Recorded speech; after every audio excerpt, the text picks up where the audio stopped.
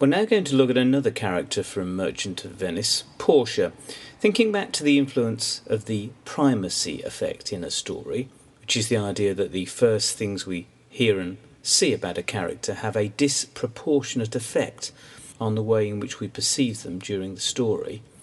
We hear Portia described even before we meet her.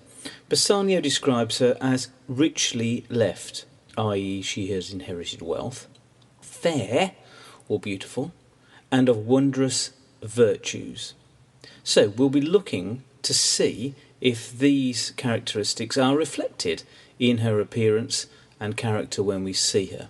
As an aside, it's a reflection of Bassanio's character, perhaps, that he puts wealth before beauty and virtue.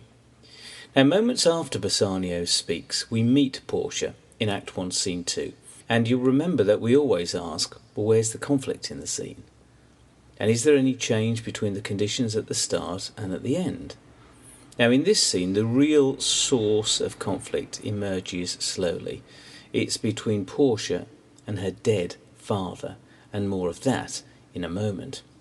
Because initially the focus is on getting an insight into Portia's character and how her mind works when she's faced with a problem. Now, she is a crucial element in many of the key scenes in this play, and that's why we need to understand her character. Now, when we first meet her, she's complaining about being aweary of this great world.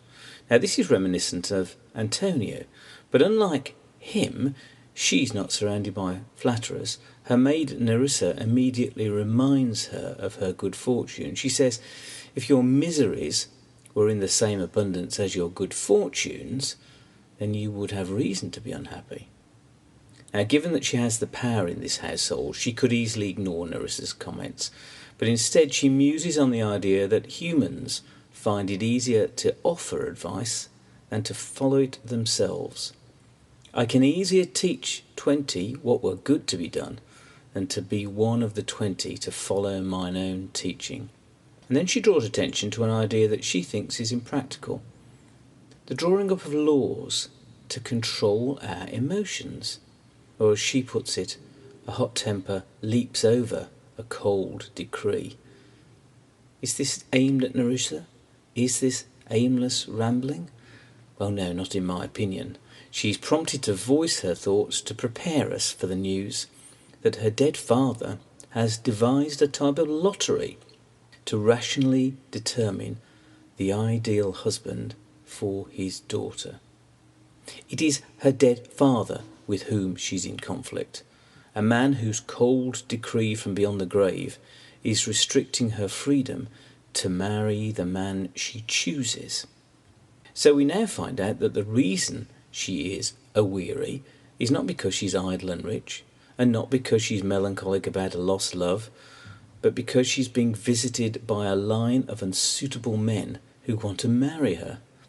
We discover that to date there are 6 candidates, and she lists the character flaws: excessive self-regard, overly serious, lack of self-knowledge, ignorance, weakness, or drunkenness.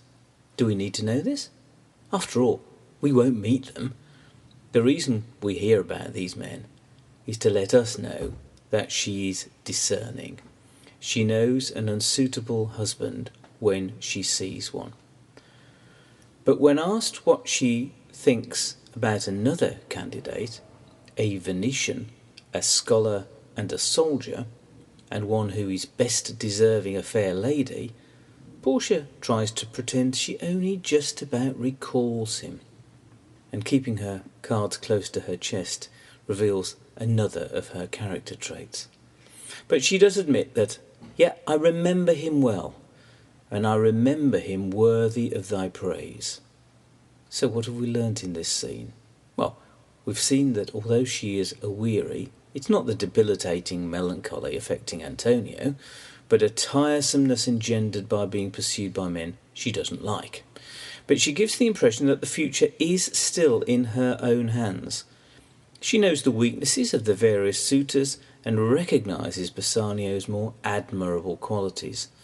She's free-spirited, highly intelligent, and a virtuous woman who knows her own mind, and we leave the scene with a sense that somehow she will extricate herself from this predicament.